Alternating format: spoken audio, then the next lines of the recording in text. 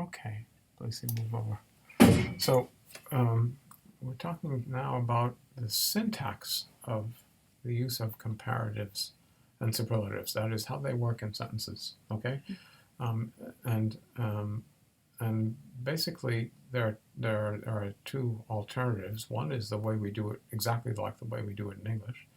That is when you're comparing two things with a comparative adjective, you say X is better than Y, and the rule that in English grammar is that the X and the Y are always in the same case. Okay, so you could say X is better than Y. The way I learned it in school was X is better than Y is. Okay, since X is in the nominative case, it's the subject of the sentence. So is Y going to be, because it's implicitly the subject of the sentence. But it's really that they are comparable and being compared, so they have to be in the same case.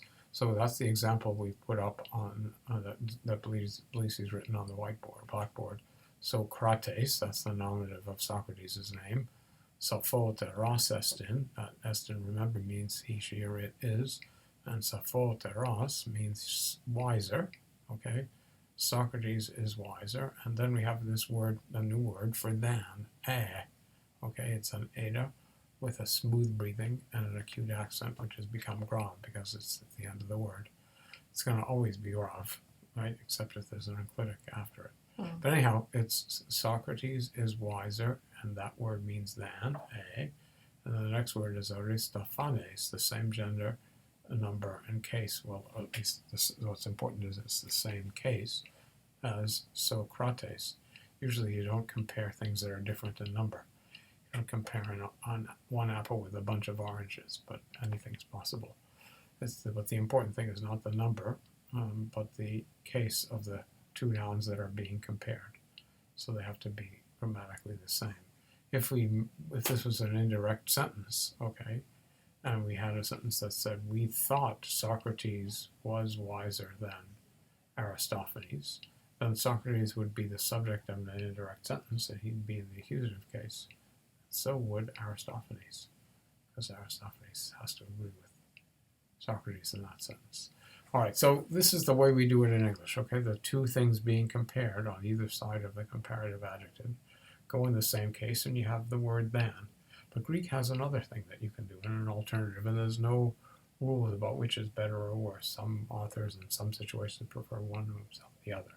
And the rule is this: you can, even in the sentence given above, leave out the word than, okay, and put the second term being compared, in our sentence it's Aristophanes, and put him in the genitive case. So then you have Socrates, Sophoteros estin, no word for than, Aristophanes, the genitive of Aristophanes. You put in the compared word in the genitive. What's the logic of that? Well, do you remember from the beginning what do we say was the standard function of the genitive? It's separation, right? So prepositions that mean away from or out of govern a noun in the genitive case, right? So here, what you're saying, that the reason you're using the comparative without an adjective is that it expresses the distinction, if you will, between Socrates and Aristophanes. What's different about them, right, and so since it's distinction, it's the notion of separation comes in, right? And that's why you have genitives in these cases, because that's the basic function of the genitive. We think of it as being of, but the of is really an extension of the idea of out of and away from, right? Okay. So that's the rule. Whatever is going on, if you have the word than, then the second member of the comparison has to be in the same case as the first one, right? The school moms point fingers at people, tell you, she is better than I, is what you're supposed to say. Nobody says that anymore. She's better than me. That's an interesting kind of grammatical error. But it should be, and in Greek it would be, I, okay? In Greek, the things that make English speakers want to put me there aren't in play. Okay? That's the basic construction with comparatives. There's one other feature that the book tells you about and that we use in regular parlance, you say sentences like Socrates is wiser than Aristophanes, or you also say things like Socrates is a little wiser than Aristophanes. So what is a little in that sentence? Well, it's a kind of adjective that is modifying. It's a word that's modifying wiser, right? So it's an adjective modifying another adjective. In other words, it's an adverb. Okay, so how do you do adverbs with adjectives? Well, in this case, what Greek did was put the a little that qualifies wiser in the dative case. So you have what's called the dative of degree of difference. So a lot wiser or a little wiser, it really doesn't, you would think that that would matter, but the construction is the same for both, okay?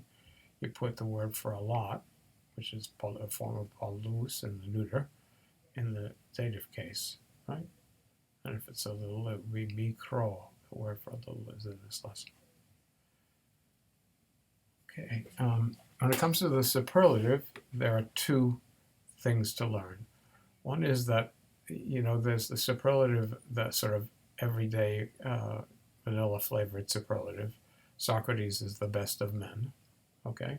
In which of men is a partitive genitive, is the genitive of the whole. Remember the piece of pie genitive, but there's nothing especially peculiar about that. But it's a common construction to have the whole of which somebody who's superior is a part go in the genitive case. Socrates is the wisest of men. But the other thing that you can do with superlatives is make them into absolutes, okay? It's very interesting the way this works. But Greek in Greek you can put the adverb hos or haughty in front of superlative adjective, like best. Hos, best, and haughty, best, means as good as possible, okay? Or as bad as possible. Example,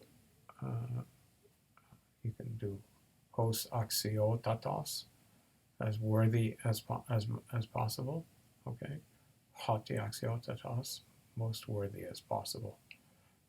Something like that kind of translation is in effect, but whatever it is, the idea is there's nothing more